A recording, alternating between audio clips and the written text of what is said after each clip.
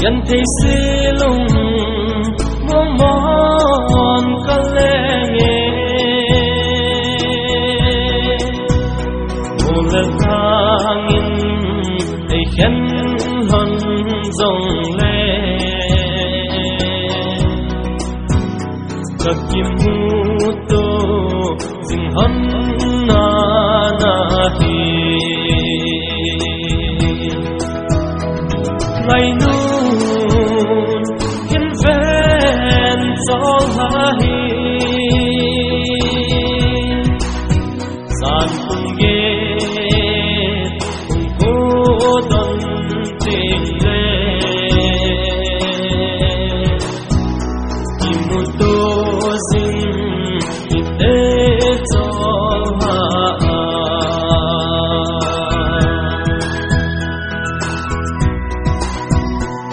sana ilen khomna angui zo te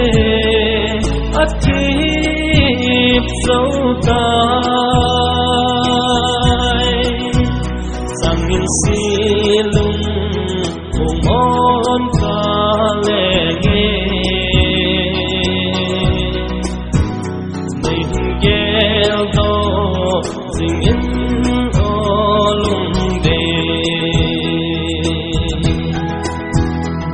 ngày nun hiên ven gió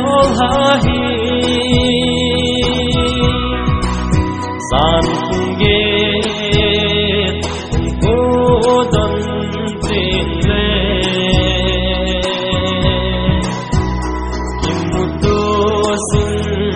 ít để cho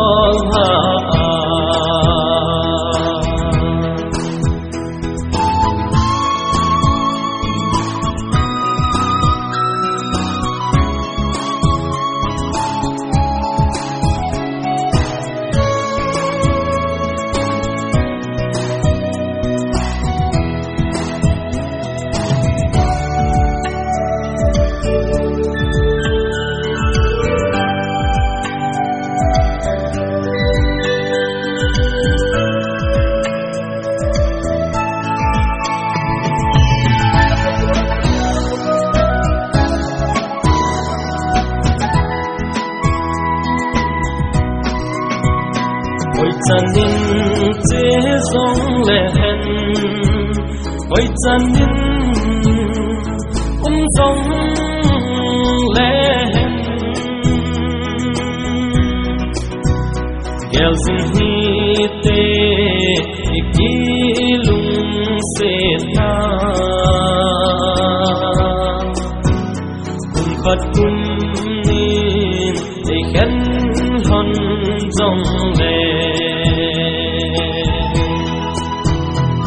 ngày nun hiên ven gió